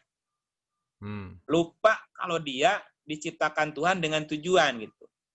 Dia tidak tahu siapa dia, untuk apa dia diciptakan, mau kemana dia. Itu nas namanya. Dan nas ini pasti masuk neraka. Oke. Gitu. Karena dia masih melupakan Tuhan, masih melupakan dirinya sendiri. Dia belum sadar gitu kalau dia sudah jadi manusia tadi. Dia nggak sadar kalau fisiknya sudah jadi manusia. Oke. Nah, kaitan gitu. sama Anas, berarti surat Anas itu juga maksudnya ini? Surat manusia. Nas itu yang masih lupa gitu. Masih pelupa, makanya dia mesti berlindung. Dia mesti. Nah, ketika si Nas ini belajar nih. Belajar mengingat gitu. Belajar mengambil pelajaran gitu. Belajar bertanya siapa saya gitu. Di mana saya, untuk apa saya, siapa Tuhan. Terus bertanya-tanya. Nah, itu menjadi insan. Berarti nas lebih baik, lebih better daripada binatang, gitulah kira-kira ya. Nah, dari binatang ke nas ke insan. Nas ke insan, oke. Iya, insan itu ketika manusia sudah mulai belajar gitu. Atau mau belajar, mau mengingat. Nah, namanya insan gitu. Nah, kita lihat di surah Ar-Rahman 55. 1-4. Tuhan yang Maha Pemurah, Ar-Rahman, Al-Amal, yang mengajarkan Al-Quran, dia menciptakan manusia. Insan, oke. Nah, terus? Mengajarnya pandai berbicara. Nah, udah. Oke, silakan. Nah, jadi insan dari kata anasa artinya belajar. Ar-Rahman Al-Amal Quran. Tuhan yang Maha Pemurah yang mengajarkan Quran. Menciptakan insan, pandai berkata. Jadi insan adalah orang yang mulai belajar Quran. Belajar berkata-kata, memahami firman-firman Tuhan, memahami ayat-ayat Tuhan, termasuk membaca, mempelajari siapa dirinya. Gitu. Ini udah lebih mulia daripada nas. Ya, tetapi nas juga masih kemungkinan dia akan masuk neraka ketika dia tidak konsisten dengan apa yang dia pelajari, dengan apa yang dia tahu gitu. Nah, di atas insan ada namanya basharon. Basharon tuh levelnya udah selevel. Jadi gini, basharon itu adalah ketika manusia udah sempurna fisik maupun jiwanya. Jasmani maupun rohaninya. Ya, misalnya dilihat di surah 18:110. Katakanlah sesungguhnya aku ini hanyalah seorang manusia seperti kamu.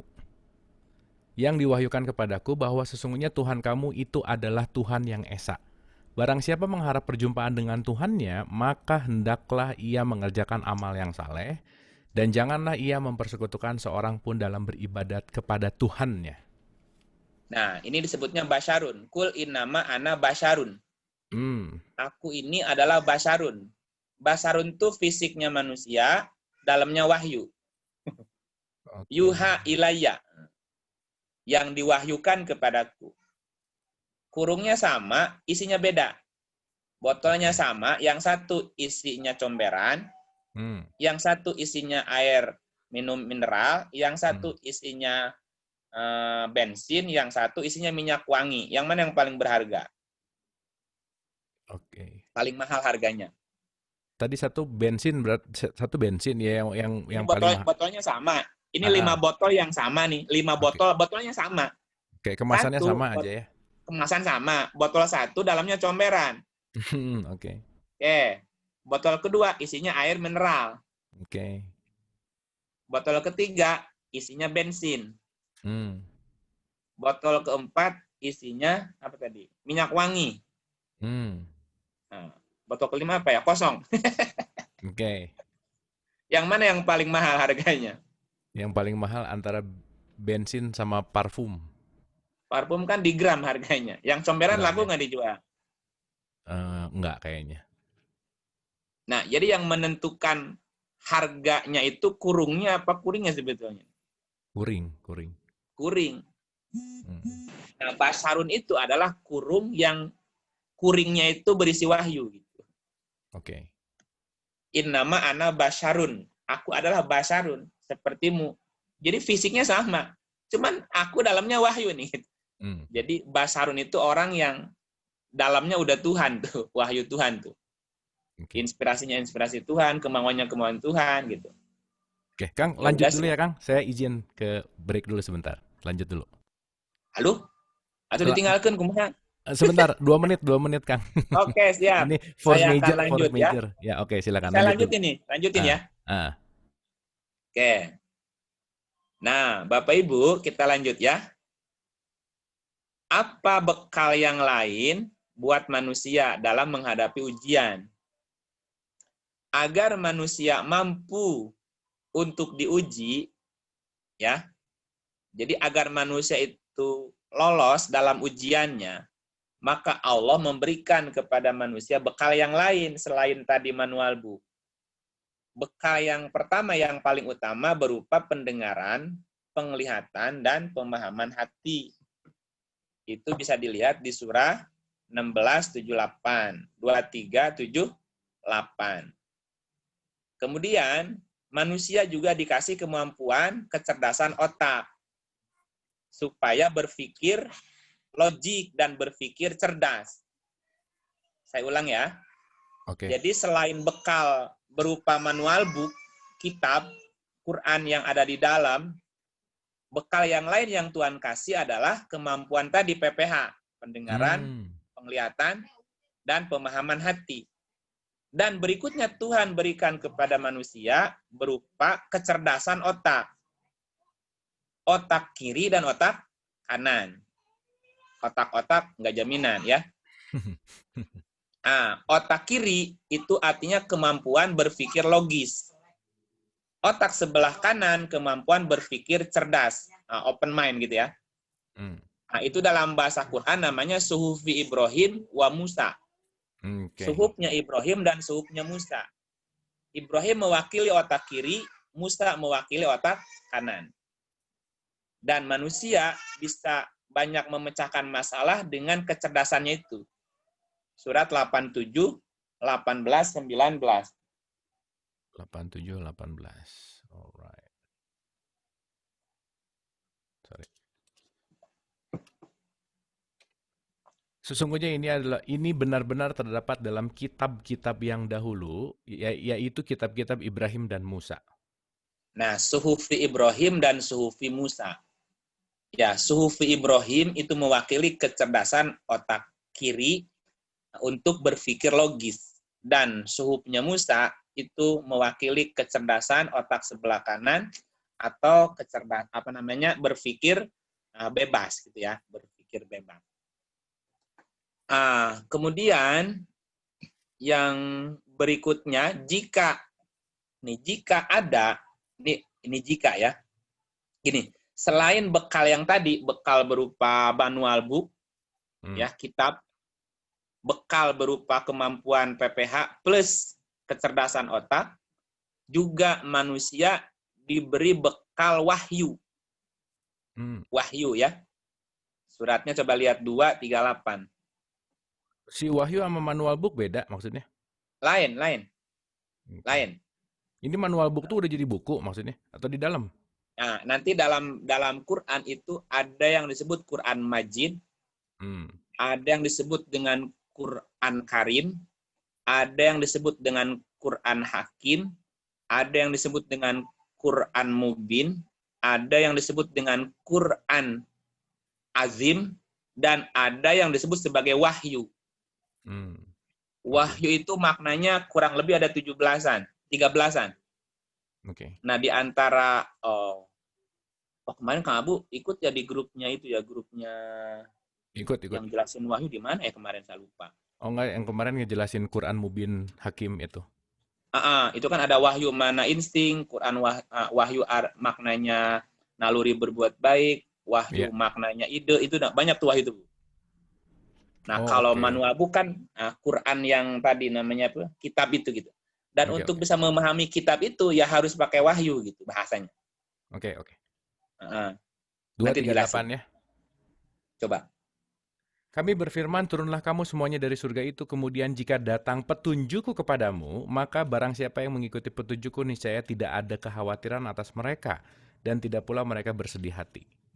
Nah, apa itu maksudnya? Turunlah kamu dari surga, kemudian jika datang kepadamu huda. Hudan itu petunjuk. Petunjuk apa yang dimaksud? Wahyu. Makanya nanti makna wahyu banyak nanti. Lebah dikasih wahyu, ibunya Musa dikasih wahyu, Maryam dikasih wahyu gitu. Nah, dalam arti wahyu yang lebih modelnya banyak gitu. Orang dalam keadaan kepepet, mentok, ya terus dapat ide, itu adalah wahyu juga. Tanpa harus dia ikut pengajian di Zoom dulu gitu. Nah, kelamaan kapan keluarnya. Jadi wahyu itu bisa berarti ide yang datang saat itu seketika, treng gitu. Nah, gitu bisa gitu. Oke. Nah, itu antara beberapa bekal yang diberikan Tuhan kepada manusia supaya bisa lolos dari ujiannya. Gitu ya. Jadi ini bekalnya Nah, bagaimana jika ada manusia yang belum dapat ketiga-tiganya tadi? Misalnya lahir tidak ketemu dengan kitab. Tidak dipertemukan dengan manual book. Ya, terus atau dia lahir PPH-nya tidak lengkap. Tidak lengkap tuh misalnya buta, apa tuli, apa bisu, atau apa ya gitu ya. Atau mohon maaf, misalnya lahirnya dalam keadaan Down syndrome misalnya. Orang nyebutnya cacat mental ya, gimana ya? Nah, ini gimana? Pertanyaannya, ini gimana nih orang ini? Lahir tidak ketemu manual book, atau lahir dengan panca inderanya tidak sempurna, atau otaknya cacat. Apakah sama pertanggungjawabannya dengan orang yang normal gitu? Nah, kita lihat 16:70. Surat 16 ayat 70. Allah menciptakan kamu, kemudian mewafatkan kamu, dan di antara kamu ada yang dikembalikan kepada umur yang paling lemah, supaya dia tidak mengetahui lagi sesuatu pun yang pernah diketahuinya. Sesungguhnya Allah Maha Mengetahui lagi Maha Kuasa. Umur yang paling lemah adalah bayi.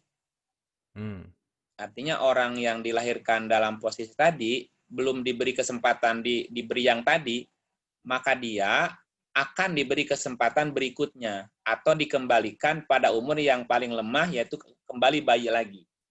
Jadi gini, hitungannya beda. Orang yang hidupnya normal, ada manual, ada PPH, otaknya cerdas misalnya, maka proses hisabannya lebih lama daripada yang ini. Orang yang lahirnya cacat seperti ini, itu bisa lahir lebih cepat. Itu setengah sampai 1 hari. Kalau hitungan 1 harinya 12 jam, itu berarti 12 jam meninggal, 12 jam berikutnya dia udah lahir lagi.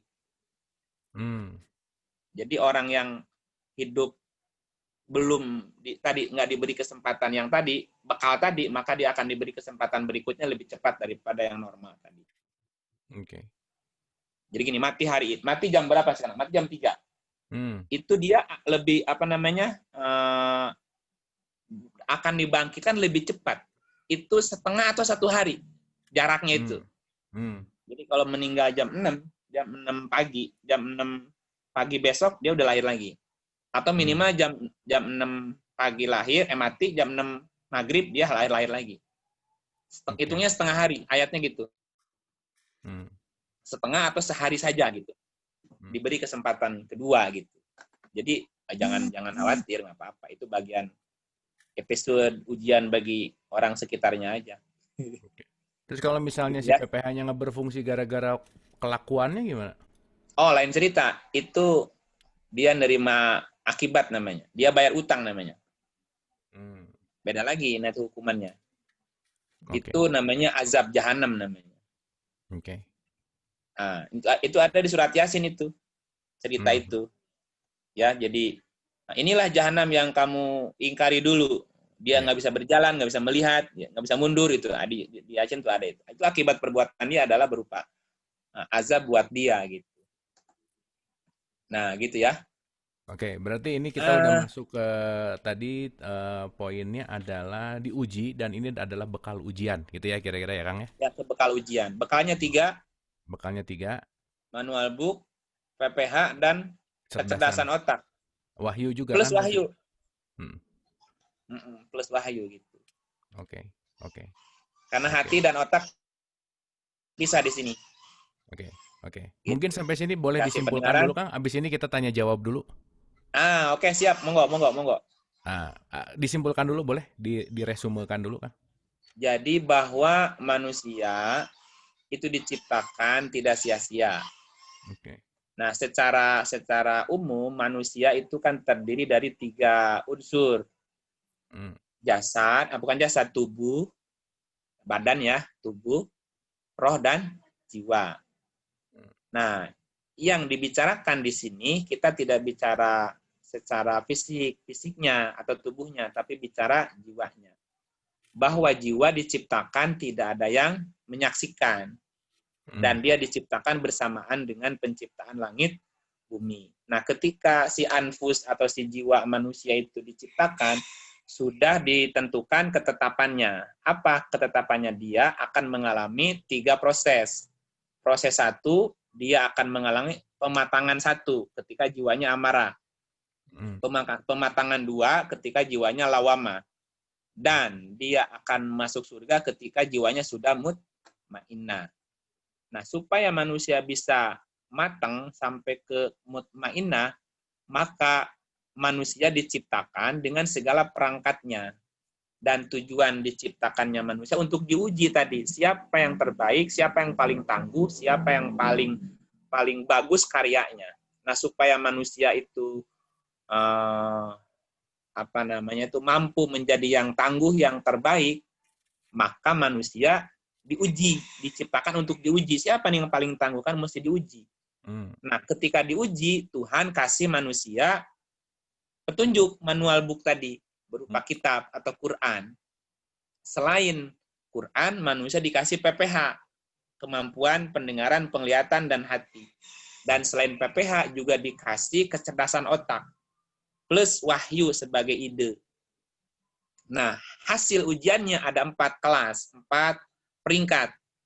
Ketika selesai menjalani kehidupan, ada manusia yang lolos cum laude. Nah, manusia yang lolos cum laude akan masuk surga, bebas memilih di mana dia akan stay. Nah, ada yang lolos, yang pertama itu namanya mukmin mutakin. Mukminuna haqqan.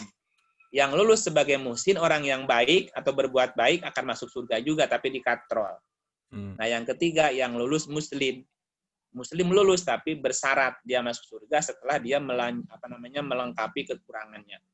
Yang keempat, yang tidak lolos gitu, atau gagal atau belum lolos, maka dia akan mengalami pematangan lagi dari nol, ngerayap lagi dari awal gitu. Nah, adapun sebutan manusia dalam proses kehidupannya, pertama, manusia belum disebut ketika manusia belum punya kurung. Kemudian manusia dipanggil binatang ketika dia belum punya PPH. Yang ketiga, menjadi nas, ya sudah dilengkapi secara fisiknya manusia, rohnya manusia, jiwanya manusia, tapi masih lupa kepada Tuhan, lupa kepada tujuan diciptakannya dia. Ini masih nas, dan nas itu masih masuk neraka posisinya. Berikut manusia dipanggil insan ketika dia sudah mulai berproses belajar. Belajar apapun tentang dirinya, tentang Tuhannya, tentang kehidupan ini, dan seterusnya. Nah, kemudian manusia dipanggil sebagai basar ketika sudah sempurna secara fisik, dan sempurna secara jiwanya, sempurna ilmu dan ketakwaannya. Nah, ini orang udah sekelas nabi gitu. Nah, bekal yang tadi udah disebutkan ya, bekalnya manual book, kemudian PPH, kecerdasan otak, dan wahyu gitu. Nah, adapun orang yang lahir dalam posisi tidak dapat kesempatan yang tadi, maka Tuhan akan memberi kesempatan berikutnya. Dilahirkan segera untuk menjalani kehidupan seperti manusia yang normalnya, biasa gitu.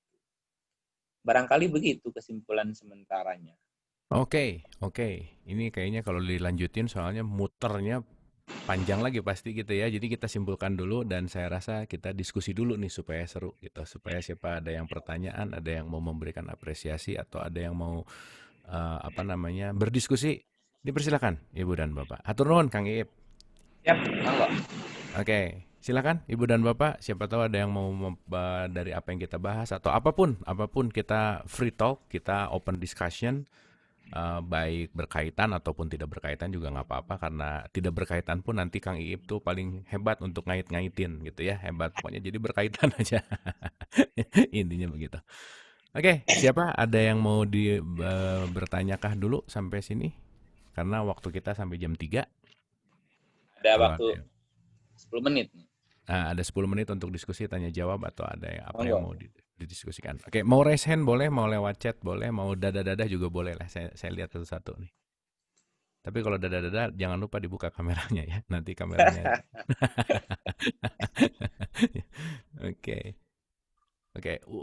Oke, silakan. Ibu Dindi. Monggo. Silakan di-unmute dulu.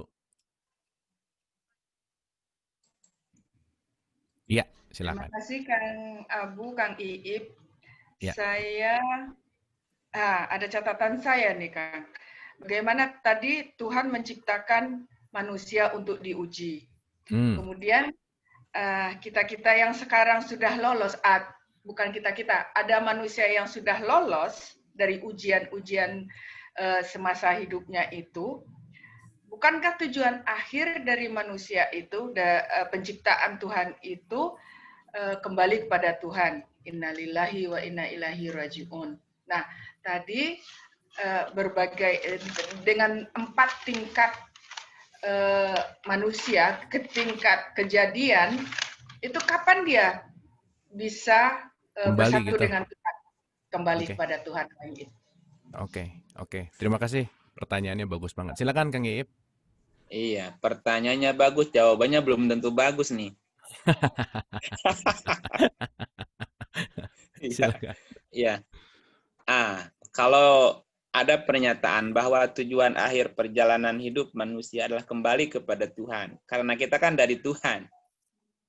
Ya, kalau lihat ayatnya, inna lillahi wa inna ilaihi roji'un.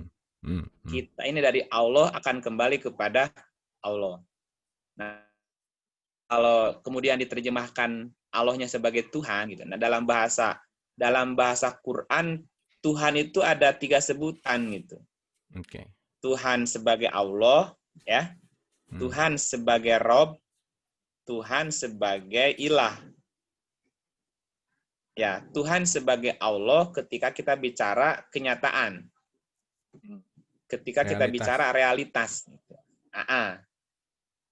Tuhan sebagai Rob itu apabila kita bicara hukum. Hukum sebab akibat atau sunnatullah. Ya. Nah, ketika kita bicaranya ilah, maka yang kita bicarakan adalah firman atau titah. Jadi ada titah, ya, ada hukum, ada kenyataan. Kalau kita berasal dari kenyataan, kembali kepada kenyataan. Kalau kita ini dari Rob, dari hukum, ya kembali ke hukum awalnya. Kalau kita berangkatnya dari firman, dari titah, ya kembali ke titah. Nah, kalau saya ilustrasikan begini. Kalau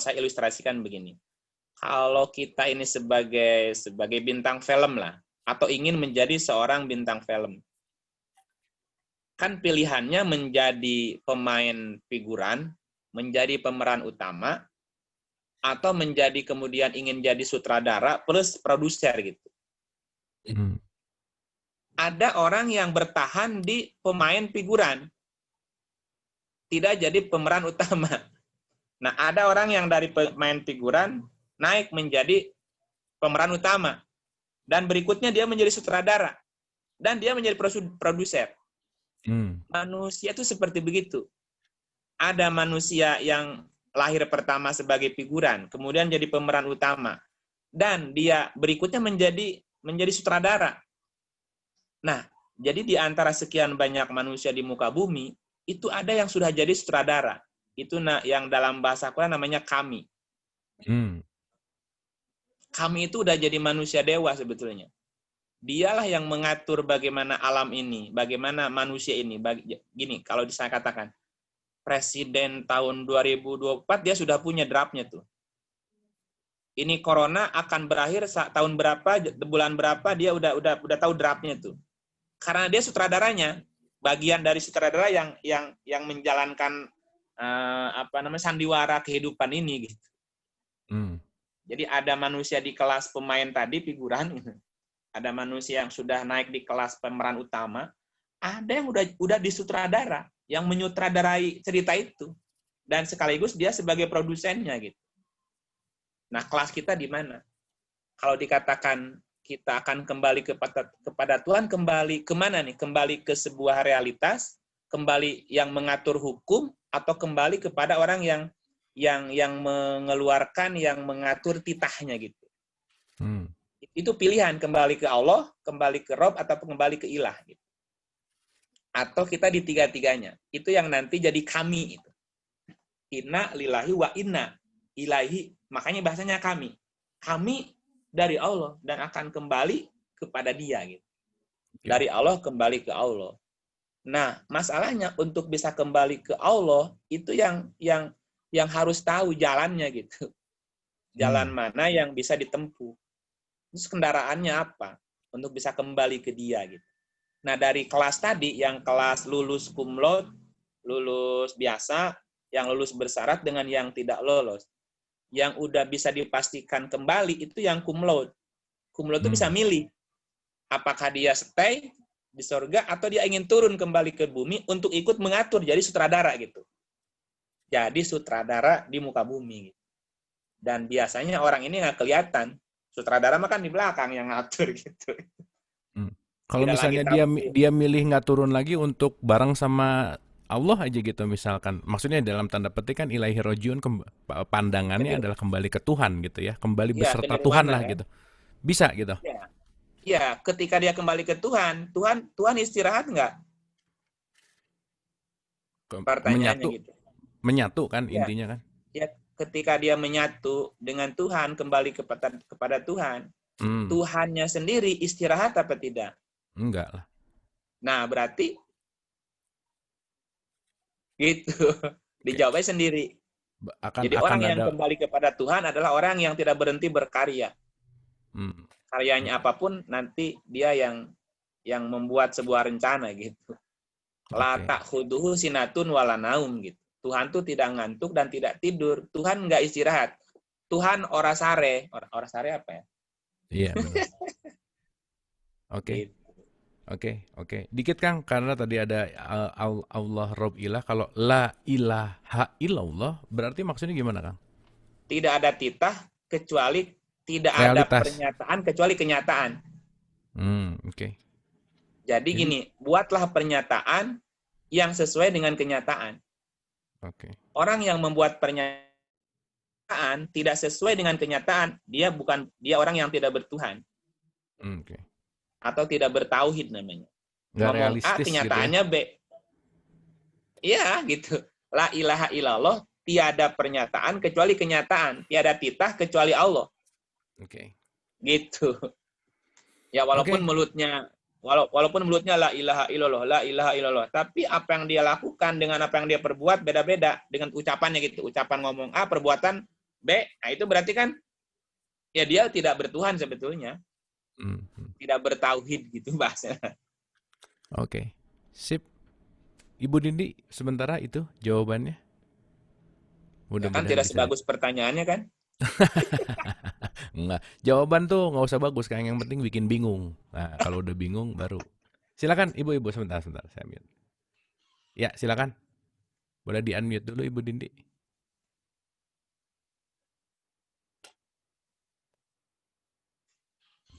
Iya, silakan. Menyambung yang sedikit tadi Kang Iip. Kembali kepada Tuhan pada umumnya artinya berkarya bersama Tuhan. Jadi masih kerja lagi dong. Ya, pilihan.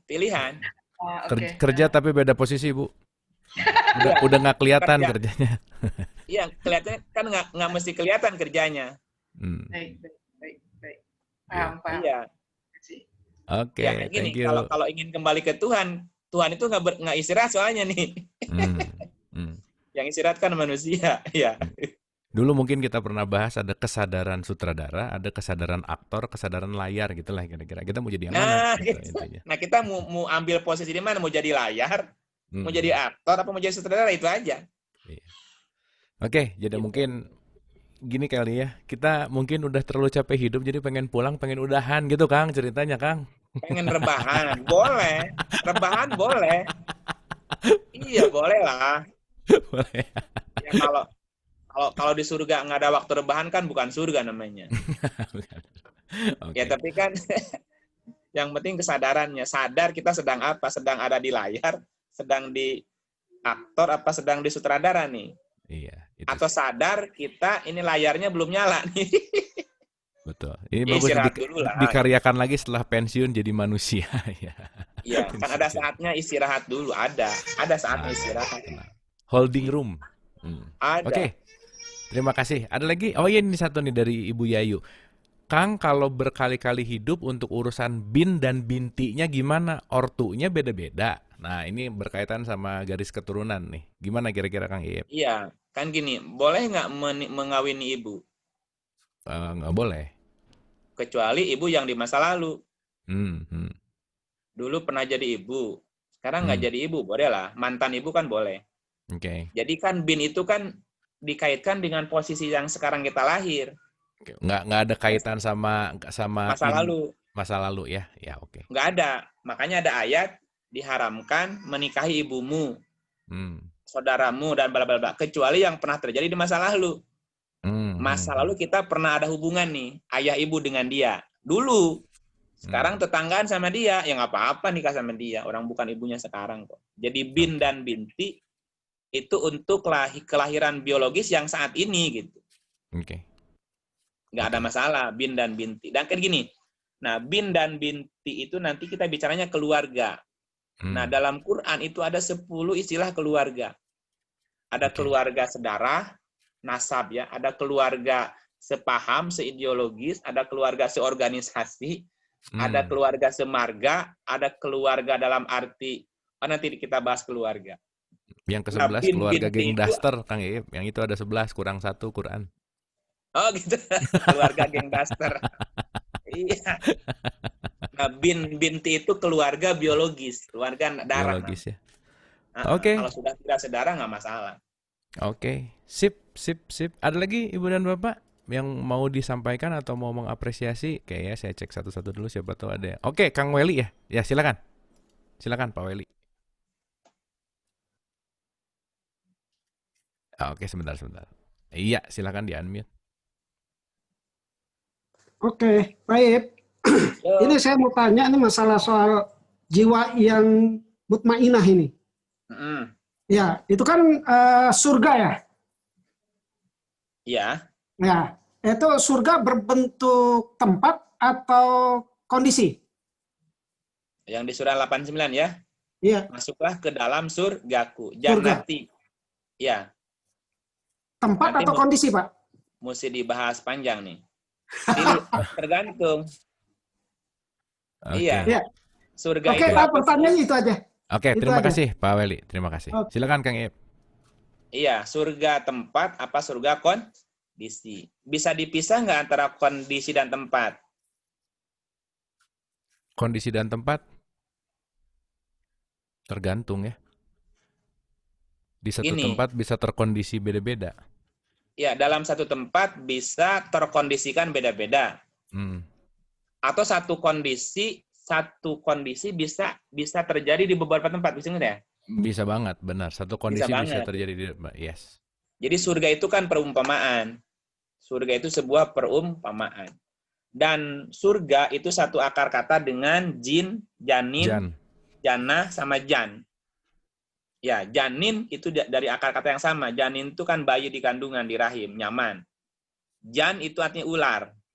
Ular gesit. Jin itu artinya kegelapan. Jannat itu artinya taman gitu. Nah, ketika dikatakan orang yang jiwanya mutmainnah, masuklah ke dalam jannatku, jannati surgaku.